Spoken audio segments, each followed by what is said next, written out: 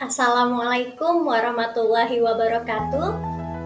Halo Bapak Ibu Guru hebat, perkenalkan saya Linda Riri Wulandari, mahasiswa Universitas Islam Negeri Sibar Syekh Nurjati Cirebon. Dan pada kesempatan kali ini kita akan belajar bersama tentang konsep dasar kurikulum sekolah. Mari kita bahas bersama-sama. Baik, kurikulum adalah jantung dari sistem pendidikan. Semua aktivitas belajar di sekolah berpijak pada kurikulum. Oleh karena itu, memahami konsep dasar kurikulum sangatlah penting bagi pendidik, siswa, dan pembuat kebijakan pendidikan. Bapak Ibu Guru hebat, kurikulum bukan hanya sekedar daftar mata pelajaran, tetapi merupakan keseluruhan pengalaman belajar yang dirancang untuk mencapai tujuan pendidikan tertentu.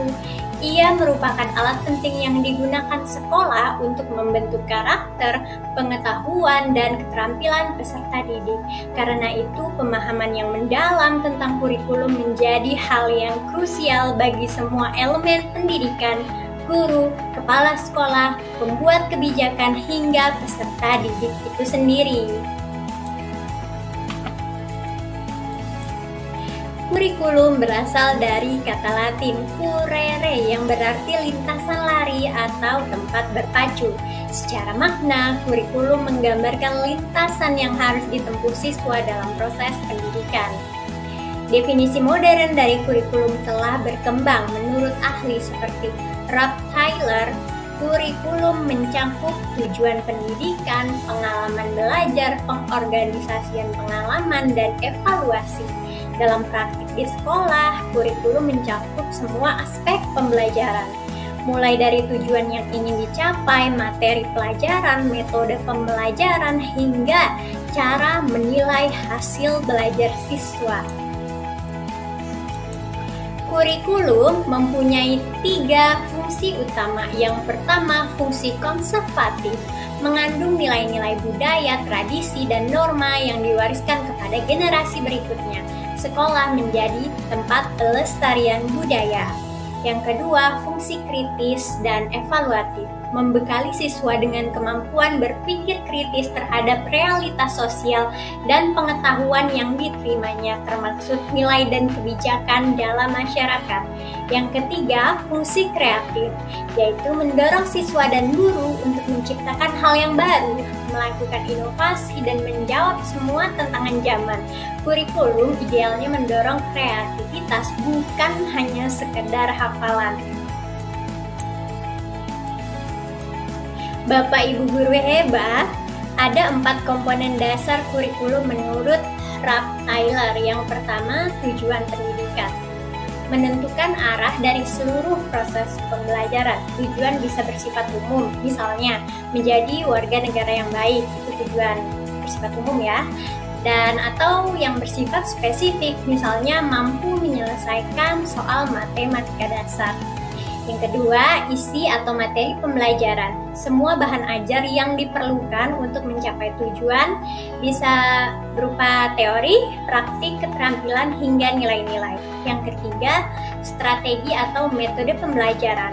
Cara penyampaian materi oleh guru bisa berupa ceramah, diskusi, pembelajaran berbasis proyek, problem-based learning, atau yang lainnya.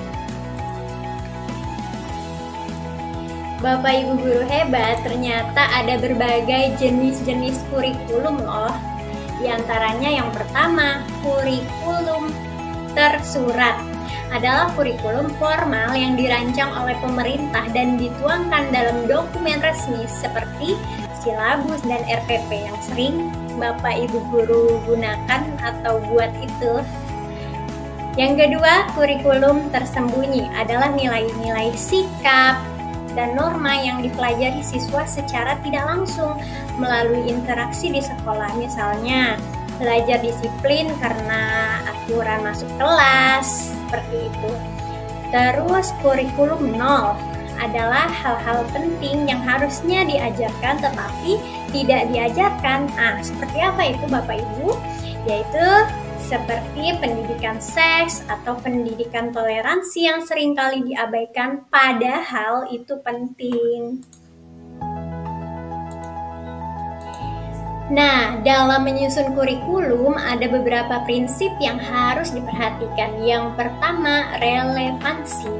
Kurikulum harus sesuai dengan kebutuhan siswa dan masyarakat termaksud perkembangan iptek. Yang kedua, fleksibilitas. Kurikulum harus bisa disesuaikan dengan kondisi lokal, kemampuan siswa, dan karakteristik sekolah. Yang ketiga, berpusat pada siswa. Fokus pada proses pembelajaran yang melibatkan siswa secara aktif dan memperhatikan potensi mereka. Dan yang terakhir, berbasis kompetensi. Kurikulum tidak hanya menekankan pada penguasaan materi, tetapi juga pada keterampilan nyata dan sikap atau attitude yang dibutuhkan siswa di dunia nyata.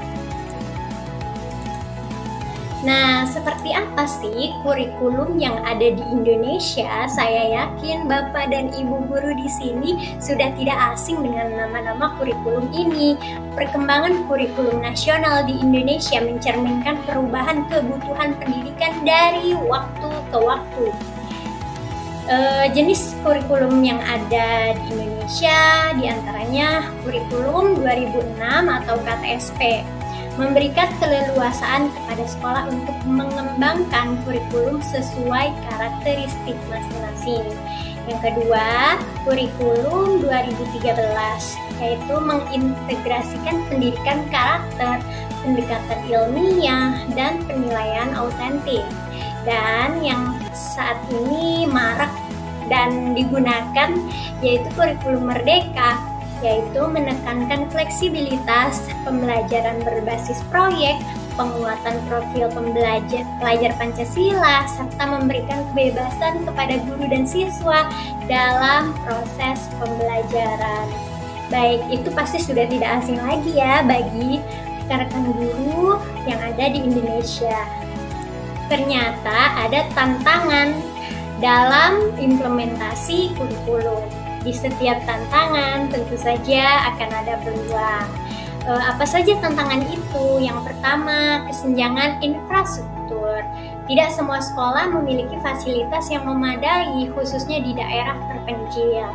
Yang kedua, kesiapan guru, dan tidak semua guru siap dengan perubahan kurikulum, terutama dalam pemanfaatan teknologi. Yang ketiga, perbedaan antar daerah. Implementasi kurikulum bisa berbeda jauh antara sekolah di kota besar dan desa terpencil. Saya yakin sekali Bapak dan Ibu guru yang ada di sini sudah berpengalaman dan sudah merasakan bagaimana itu saat kita melakukan perubahan kurikulum A ke kurikulum B. Tentu saja ada tantangan-tantangan tersendiri. Dan peluang yang ada adalah pemanfaatan teknologi. Akses ke sumber belajar digital akan semakin luas. Serta yang kedua, kolaborasi global. Siswa bisa belajar dari berbagai sumber, termasuk luar negeri. Dan yang terakhir, kemandirian belajar. Kurikulum baru mendorong siswa untuk belajar sesuai minat dan kecepatannya masing-masing. Nah, itu tadi pembahasan kita tentang konsep kurikulum sekolah. Kurikulum adalah landasan yang mengarahkan seluruh proses pembelajaran. Ia harus berkembang mengikuti zaman dan kebutuhan peserta didik.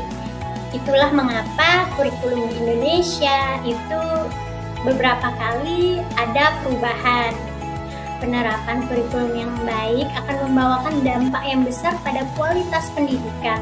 Semua pihak, mulai dari guru, kepala sekolah, orang tua, hingga pemerintah memiliki peran penting dalam pengembangan dan pelaksanaan kurikulum. Baik, itu saja dari saya. Apabila ada kesalahan kata, kesalahan ucap, mohon dimaafkan sebesar-besarnya. Wabillahi taufiq wal hidayah. Wassalamualaikum warahmatullahi wabarakatuh.